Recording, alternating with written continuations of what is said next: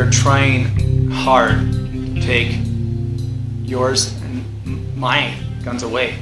I mean, they've tried ever since we've had guns here in America and across the world. They've been pretty successful across the world. Look at Australia. What's been going on in Australia for the last 2 years. And then think about it. Would that have been any different if they would have had firearms? Just think about that. Not saying one or the other, but just think about that. And then look at Canada. I mean, they took away, not too long ago, assault weapons, if you want to call it assault weapons. What's an assault weapon, really? That kind of stuff. So, and then see what's going on in Canada right now. Gotta ask a question. Would this be going on in Canada if people didn't oblige, if they didn't go, lockstep with everything, didn't have a whole bunch of order followers out there? Still, if you didn't, still they have the lingering order followers out there. Would things be different? Just ask questions. I'm just asking these questions. Think about it. So I'm going to talk about this a little bit. Right now, this passing I think is horrendous. I think is a mistake. I think is a huge can of worms. Excuse me. That has been opened. That I don't know when this will stop, because that's usually not how it happens. Stuff like this, anything that goes this route, whether it's firearms or it's just controlling speech or controlling anything. It just started with one tax, right? The country started with one tax. Look at things now. So, Remington Arms to pay $73 million to 9 Sandy Hook victims. Excuse me. The Sandy Hook. I'm sure everyone's aware of Sandy Hook, but 20 students and 6 adults were killed on December 14th, 2012 in Newtown, Connecticut, by gunman Adam Lanza, hopefully I said that right, who used a Remington Bushmaster AR-15 rifle. He shot, into Sandy Hook Elementary School, and this was all after he killed his mother at home. So the Sandy Hook families, nearly 8 years ago, 9 families linked to the Sandy Hook victims sued Remington for alleged negligence after one of the gunmakers went after one of the gunmaker's firearms, the Bushmaster XM15-E2S semi-automatic rifle. So it's not automatic. I mean, you hear this all over on mainstream media. Automatic. Machine gun. It's a semi-automatic. What does that mean?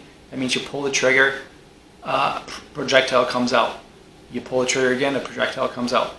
That's basically like a revolver, which is not considered a semi-automatic. Pull the trigger, projectile comes out. Pull the trigger, projectile comes out. Excuse me. So the families got around this, and they wanted to get around this. So they argued the gunmaker violated the Connecticut Unfair Trade Practices Act through wrongful marketing or sale of the Bushmaster rifle. That's how they got skirted around this deal. So Kostoff said the case focused on the marketing of the gun, the AR-15, which was originally made for combat, for decades only appealed to a small civilian market. That was his claim. Excuse me. So then I have a quote from one of the victims' fathers. Today marks an inflection point when our duty of care to our children as a society supersedes the bottom line of an industry that made such an atrocity like Sandy Hook possible. So by him saying that, I disagree almost 100% with this whole statement, that because of this gun made this possible. Well, then you could go with, because of the school building, wouldn't that have made this thing possible? Because of government schools, wouldn't that have made this possible? Because of the way everything's ran with government schools, wouldn't that have made this possible? Because of the way they don't allow security guards and teachers who are trained to carry a firearm? with them and on them at all times to protect the children. Wouldn't that make that possible? Because, point A, point B, point C, point D, whatever. Everything can make this possible because they drove their kids to school that day. Didn't that make it possible because they were allowed to ride on the public bus or the school bus, the government bus to school? Didn't that make it possible? I think that's just a whole bunch of garbage that he spoke of there. Excuse me. But anyways, those are things to think about. What made this possible? Well, I think not having, not allowing teachers and custodians or anyone else that is in that building that's an adult that has a carry permit, who's had the training. Maybe someone's a veteran, maybe someone was an ex-police officer, maybe someone was something else that has had that training, that knows that stuff. Not allowing them to carry there to protect themselves and the children. Wouldn't that be the main point that made this possible? Wouldn't not allowing focus on people's mental capabilities and development as far as, the sky, wouldn't that be part of it? Wouldn't holding people more accountable and juveniles more accountable to their actions so they don't grow up and get to that point in their lives to want to do that kind of stuff? Wouldn't that have stopped this prior to even blaming it on a gun manufacturer, which doesn't make any sense at all, in my opinion?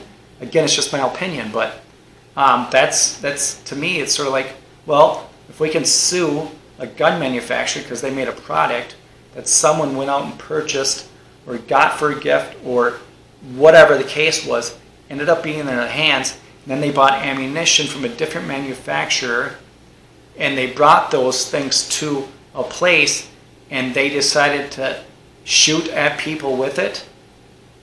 What does the gun manufacturer have to do with that?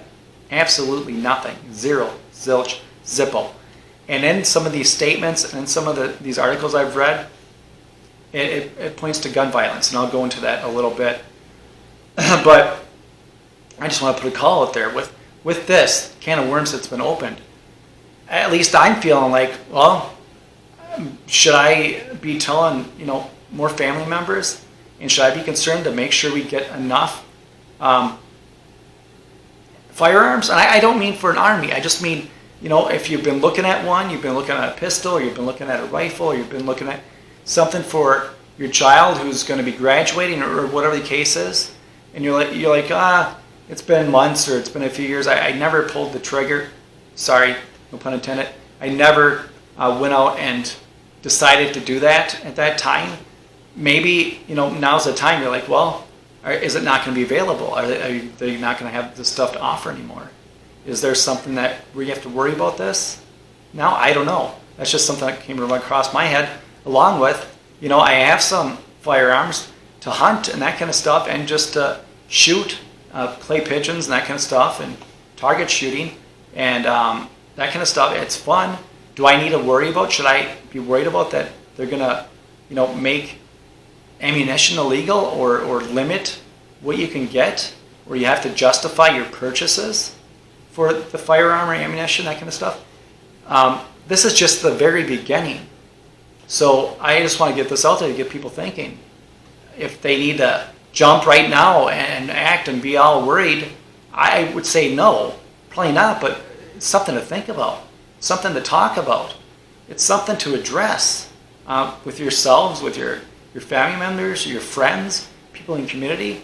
And don't take it harshly, and don't be, anything but polite about it, but just, I think it's a conversation that has to come up and people to talk about and really say, does this make sense? Did it make sense? But anyways, on that whole gun violence thing, excuse me, gun violence. Well, gun violence. That violence is violence. A gun death is same with a death from someone else if you killed someone else with something else. Basically, violence. It's just violence, no matter what you're using. Like food violence. If you're causing someone allergic to something to eat that thing that they're allergic to, and causing them to go to the hospital or die? Is that food violence? Shoving stuff down people's throat till they choke? Is that food violence? Or sock violence, if you're shoving socks down their throat, or whatever it is? This sounds ridiculous. Tool violence. If someone would have went into that school instead of a AR-15, or instead of a pistol, or instead of whatever assault weapon they want to call it, assault weapon. What's an assault weapon? If I hit someone in the head with a wrench, is that an assault weapon? Because I assaulted them with it, that kind of stuff. But tool violence. So instead of a gun they went in the school or the mall with, or whatever with, they got a hammer. Went into the school. Yeah, it's not going to be as easy, as fast, that kind of stuff. Okay, how about a nail gun? Nail guns shoot pretty far. They're pretty deadly. What if they walked in there with a nail gun? That maybe they spruced up, and maybe they made it so it was a faster pull, or whatever, or a couple nail guns. Is that tool violence then? Or because it's a nail gun, is that still gun violence? Or is that tool gun violence?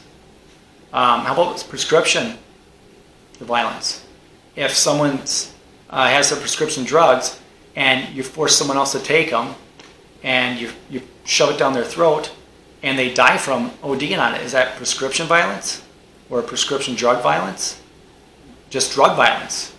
If it's an illegal drug, whatever, which that's a whole other story, but if you're forcing people to take drugs, is that drug violence? I got gasoline violence. If you're pouring gasoline on people and lighting them on fire, is that gasoline violence? Is that fire violence? Is that a combination of the two? Is that burning violence? Golf club violence, if someone runs at people with golf clubs, a couple people run at a group of people with golf clubs and beat them. Is that golf club violence? Same with baseball bat violence. All these sound ridiculous, I know, but that's how ridiculous gun violence sounds. Knife violence. What about knife violence? There's been a lot of stabbings. There's been more stabbings across the world and more people dying of stabbings and being hospitalized from stabbings than there ever is from guns. And I don't hear knife violence or blade violence, that kind of stuff. Sword violence, if it's a sword. Dagger violence. It's all ridiculous. It's all stupid.